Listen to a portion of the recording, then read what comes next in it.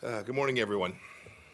At the core of President Trump's foreign policy are a few very, very simple truths. The security of the American people must be our greatest consideration. The agreements to which we enter must serve American interests, and countries must be held accountable when they break the rules. For years, Russia has violated the terms of the Intermediate Range Nuclear Forces Treaty without remorse. To this day, Russia remains in material breach of its treaty obligations not to produce, possess, or flight test a ground-launched intermediate-range cruise missile system with a range between 500 and 5,500 kilometers. In spite of this violation, for almost 6 years, the United States has gone to tremendous lengths to preserve this agreement and ensure security for our people, our allies, and our partners. We have raised Russia's noncompliance with Russian officials, including at the highest levels of government, more than 30 times. Yet Russia continues to deny that its missile system is noncompliant and violates the treaty. Russia's violation puts millions of Europeans and Americans at greater risk. It aims to put the United States at a military disadvantage, and it undercuts the chances of moving our bilateral relationship in a better direction. It's our duty to respond appropriately. When an agreement is so brazenly disregarded and our security is so openly threatened, we must respond. We did that last December when the United States, with strong support from all of our NATO allies, formally declared Russia in material breach of the treaty. I also then provided notice that unless Russia returned to full and verifiable compliance within 60 days, we would suspend our obligation under that treaty. We provided Russia an ample window of time to mend its ways and for Russia to honor its commitment. Tomorrow that time runs out. Russia has refused to take any steps to return real and verifiable compliance over these 60 days. The United States will therefore suspend its obligations under the INF Treaty effective February 2nd.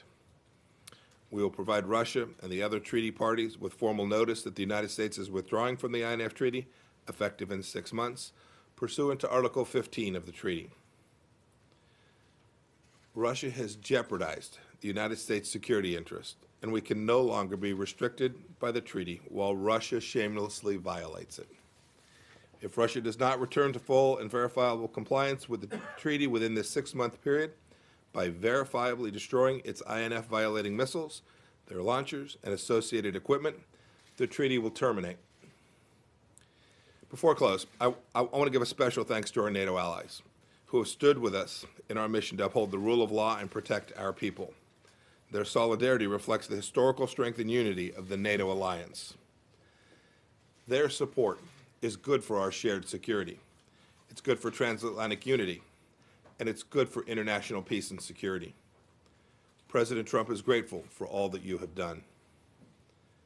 The United States is hopeful that we can put our relationship with Russia back on a better footing. But the onus is on Russia to change course from a pattern of destabilizing activity, not just on this issue, but on many others as well. The United States stands ready to engage with Russia on arms control negotiations that advance U.S. and allied and partner security and are verifiable and enforceable.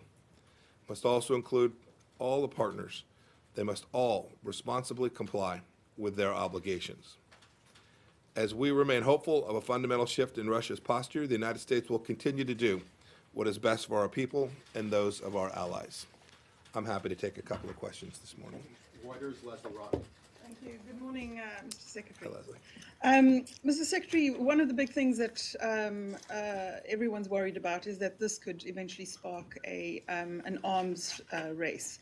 What are you doing to prevent that? How concerned are you that Russia will not engage in that 6 months and that it could see this posture as a threat and take it on?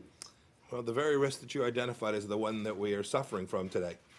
The Russians are in violation of the agreement. That is their commitment, this agreement that's been in place for an awfully long time. The Russians have been violating. That is, they have begun to move towards what it is that risk you actually have just identified.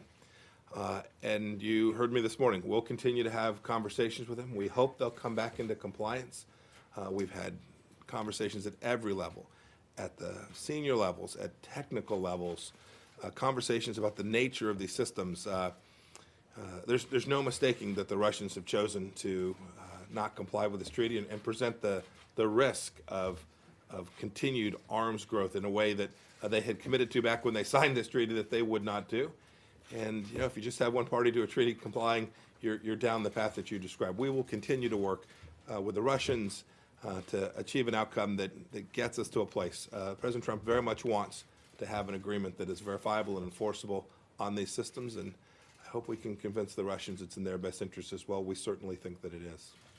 One more question. Michael Gordon, Wall Street Journal. Yes, sir.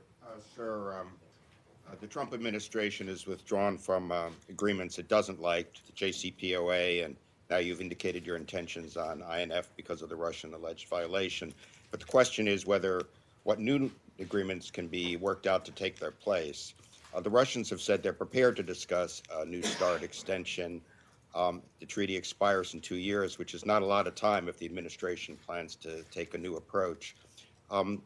When will the United States be prepared to discuss the future of strategic arms control, and what is your vision of how to go about limiting or reducing the world's most dangerous arms? Yeah, these are incredibly important questions. I would wager to say that President Trump has put this risk of proliferation as his highest American national security interest.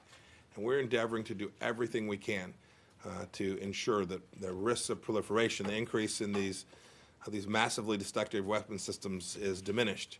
But my God, it does no good to sign an agreement if a party's not going to comply with it. The piece of paper, if it's not being complied with, doesn't reduce the risk. It doesn't take down that threat to the people around the world. The INF document is being violated by the Russians. That is the very agreement that they signed up for. We didn't force them into the agreement. They decided this was in their best interest. They've now decided it's not in their best interest to comply with that agreement. So we are prepared to enter into negotiations on these complex arms control issues all around the world, including conversations about the renewal of other arms control agreements as we move forward. But make no mistake about President Trump's mission set. President Trump's mission set is to make sure that any agreement that we entered into has America's best interest, that is, it protects the American people, protects our allies around the world as well, and has provisions that other countries are both capable and willing to comply with and allow us to verify that they have complied with those agreements. Absent that, it's just sitting around a table talking. It is incredibly important that we make sure that the provisions of these agreements are enforceable and verifiable.